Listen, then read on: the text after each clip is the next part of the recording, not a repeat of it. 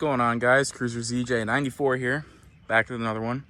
Today I'm going to be showing you how you would replace the IAC on a 93 to 98 Jeep Grand Cherokee. This works on the 5.2 and 5.9. IAC stands for Idle Air Control Module, and I'm going to be showing you how to replace it on this Jeep. The tools you'll need is some wrenches and a T5 Torx bit. So let's get started. Thought I'd go ahead and intervene real quick. Number one, do not use a screwdriver for this. It makes your life a whole lot easier. Just use a small ratchet. And number two, I am very sorry for my heavy breathing and my bad stutter. I'm 17 years old and I have a really bad stutter, so I do apologize for that. Besides that, enjoy the video. Some ways you can tell if this thing is actually bad is if your Jeep stalls when you start it, and if it just has really bad idle, and if you're driving and you let off the gas and it stalls or tries to stall, this usually is what's causing it. If it isn't, then I'll have to make another video about that. So to take the air cleaner off, all you're going to need is a 19mm wrench, and it should come right off.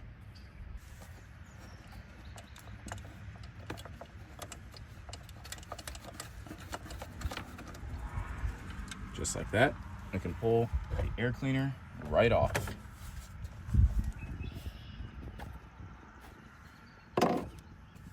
Our IAC module is right there. All you're going to take is your T5 Torx bit, and you're going to take off both screws on each side.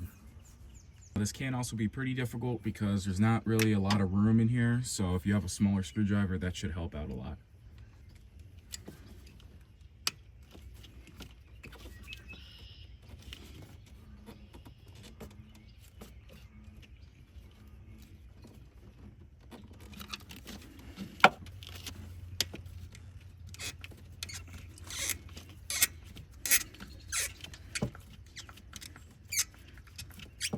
I had to bust out a wrench because unfortunately the bolt on this side is frozen, so we're going to try to get it out with this.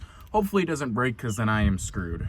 Well, unfortunately I think I stripped the screw out, so now we're taking off the entire throttle body, so that's fun.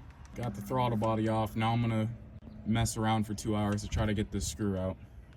I got the holes tapped on this thing, so now we can go ahead and put it back in. And then here's the old one that came out. I'm not sure if it's supposed to do that, honestly. I don't know. I don't know what a working one of these looks like. It looks like this thing's been replaced before. And then here's one of the screw that was stuck. And here's the new screws. These are from a newer, or I don't know. I think a newer Dodge Dakota. I don't know. So let's go ahead and grab the new one, which this one doesn't turn at all, so I'm hoping that's not, if it's supposed to be like that or not. I don't know. This one does look quite big though. If it doesn't fit, then that will suck very badly. So let's go ahead and put this one in. Yeah, no, wait. Yeah, it goes in just like this. Goes right in.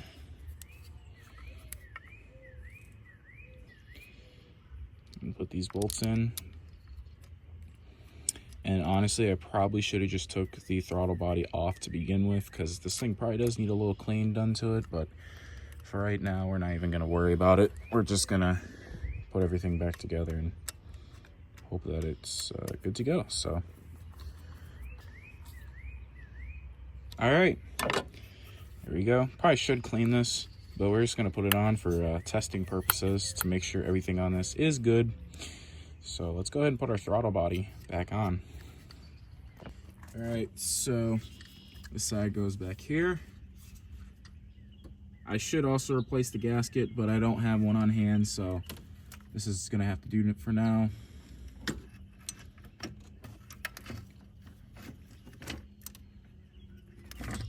First, we gotta actually slide this through. That is, no, I'm not sure what that is.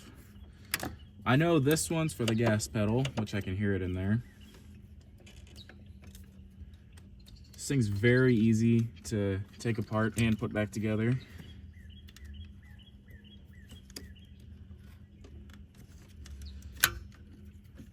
I say that now and it looks like it's not. This little guy is gonna be a little difficult. There we go. Go and pop this guy. right on. Hook up this vacuum hose.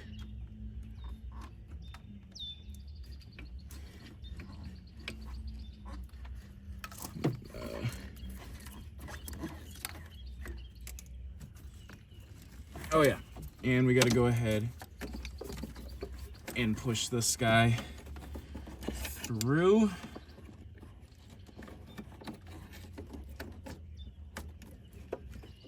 Just goes in real easy, maybe. This bottom clip isn't really wanting to pop in, but that is a-okay. All right. That is all hooked up, good to go. Now, obviously, we need to plug in our IEC.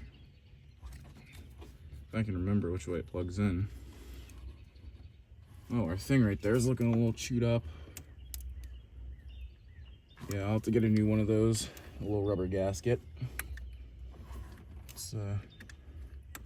All right, IEC's plugged in. Now let's go ahead and bolt back on our throttle body and our air cleaner, and we're gonna take it for a little test drive and also start it up. By the way, the 4 throttle body bolts are a 13 millimeter. So let's go ahead and get this thing put in. Our last bolt here. All right, we got these 2 little plugs here.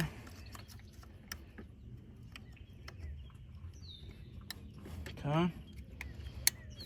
All right, let's go ahead and put our air cleaner back on, and we can go ahead and do a little test start. Now this is OBD1, so we will need to take it down the road and drive for about 5 minutes at about 45 to 50 miles an hour, and the computer should reset, and this thing should run pretty good. I've heard people don't have that same situation, but we will find out for ourselves.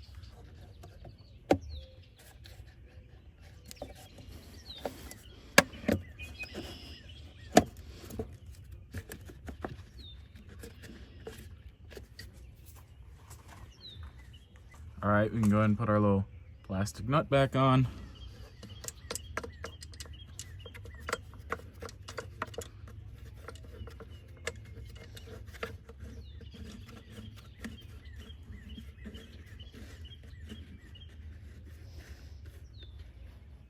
And by the way, the size for the plastic nut is just a 19 millimeter.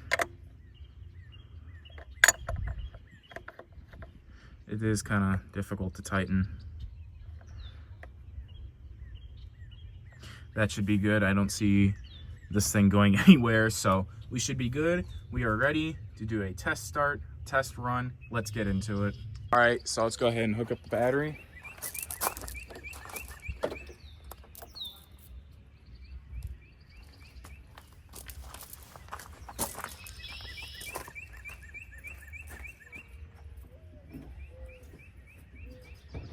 All right, let's go ahead and give it a shot.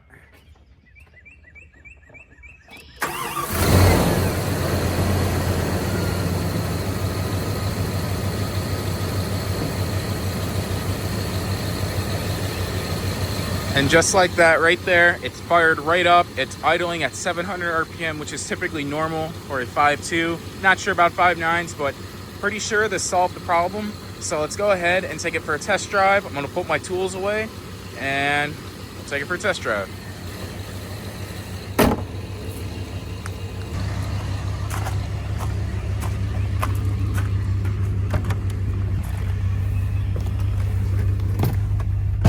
About 700 RPM. Let's go ahead and take it down the road and let the computer reset, and we should be good.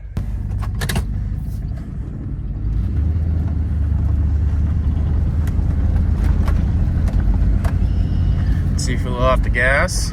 Oh no. Idle hasn't dropped, and that is a very first good sign right there.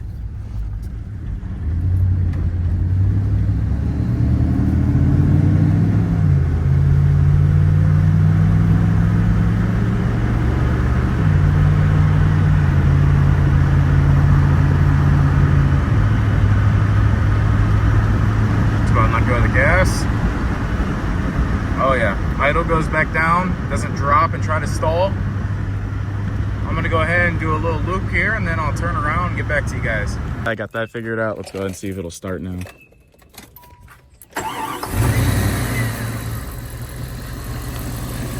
Yep, fired right up, no problems.